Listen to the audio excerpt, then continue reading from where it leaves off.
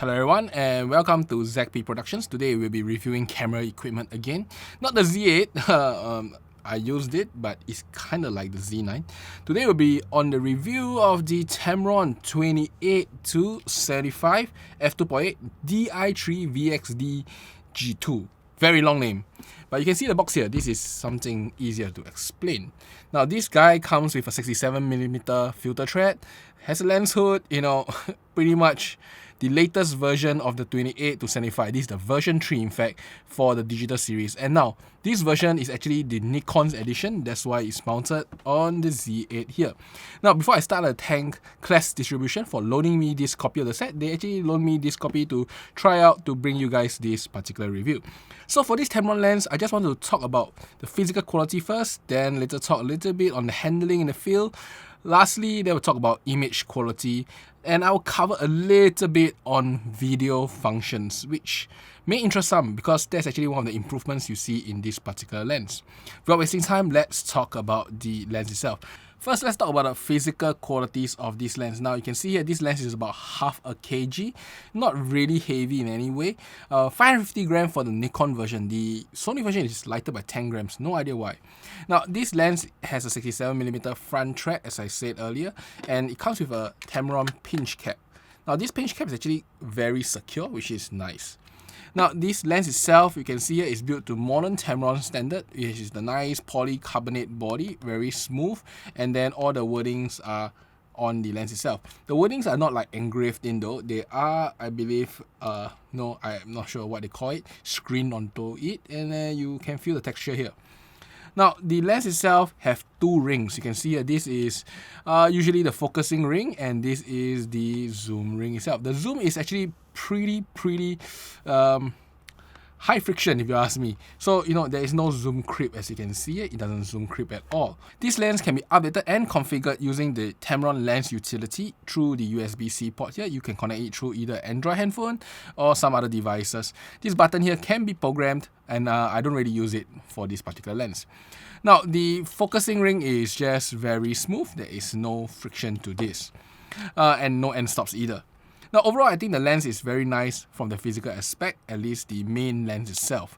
Now, the lens does have a gasket, you can see here, so there is certain amount of sealing, but as with any lens that says that they have sealing and looks like they have sealing, just use it with care still. They are not meant to use in heavy rain most of the time.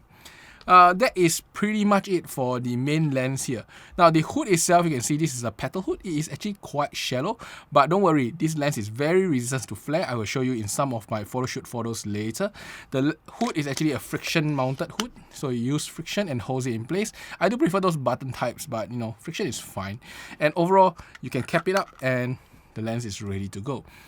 Overall, I do think that from the physical aspect, this lens is pretty good. Now, this is the physical aspect of the lens itself. What about the handling in the field? Now, my only issue with lenses designed this way, I don't think it's a Tamron problem, but I do prefer the zoom to be closer and the focus ring in front, because focusing ring here, whenever I hold the lens, it sometimes get focus shifted. I mean, because I'm on the autofocus manual override mode in the camera itself, and sometimes this irritates me, but you can just put on full autofocus and everything will be fine. And then other than that, I don't really have much complaints on this lens. With the Z8, it's actually quite balanced, still a little bit front heavy of course, but not very unwieldy anyway. I didn't use any strap for this camera and with this lens. The zoom ring, I do have to say that it is a little bit stiff, but it does have good, I guess, feelings to it, and pretty nice to use still. A bit of stiff, as you can see here, it requires a little bit of effort, and every time I turn, the whole camera actually shifts with it. That is for the handling aspect. I don't think really there's much complaints you can talk about with this particular lens. Next, we'll talk about autofocus. Now, I'm not a sports photographer. If you're looking for sports, probably going to look elsewhere. But for portraiture, I would say as daytime, it is very accurate. With the Z8, I never miss a single shot. You can use it easily with any form of autofocus point. Now, however, for the low light situation, I don't think it's really a lens fault, but the focus isn't that reliable if you're using continuous AF. I probably attribute it more to the entire system kind of design. It's just not as reliable when it comes to low light continuous AF, because I was doing indoor photo shoots, miss a lot. But when I switch to single shot, most of them are in, so single shot is pretty good. Hits not 100%, but a good 80-90% for single shot autofocus in low light. So that's really about it for autofocus. I don't really use it as a sports camera in any way, and I don't really need high-speed autofocus most of the time. With this lens, this is pretty much what I managed to try. This lens optically is really good, both on the wide end and on the telephoto end. I do think that at the telephoto end, it is slightly better, and in the middle, it's also pretty good. The wide end does suffer from a little bit of softness at the 1/3 mark, just a touch softness compared to what you get at maybe like 50mm and 75mm. Sharpness in the center for all focal range is very good. Stopping down at the center do not have much effect. Now for the corner, it does reduce the smearing quite a little bit. So if you are intending to use it as a landscape lens, do stop it down, and I think 5.6 is just nice. Now when it comes to the middle of the range, which is 40+mm and then all the way to 70mm, I think it doesn't really matter. Stopping down is only for the very corner, that a little bit more sharpness, which most of the time you probably won't use. Before I talk about my actual photos, let's talk about the aberrations of this lens first. Now in chromatic aberration, I think that in real world it is very minimal, both in latitude and longitude. However, you can squeeze out chromatic aberrations if you are shooting in extreme lighting conditions, which is lighter tubes with background. You can see there is some aberrations there. Now in addition to chromatic aberration, there is a bit of spherical aberration where you can see a little bit of glow to all the tubes there, and also of lights itself. Now there is a little bit of other aberrations. If you look at the corner of the screen, the lights do smear a little bit, but overall I think it's a very well behaved lens, be it wide open or zoomed in. Much more well behaved than many lenses I know, at least at the Aegis itself. Overall, I do think that when it comes to aberrations, this is a very well controlled lens.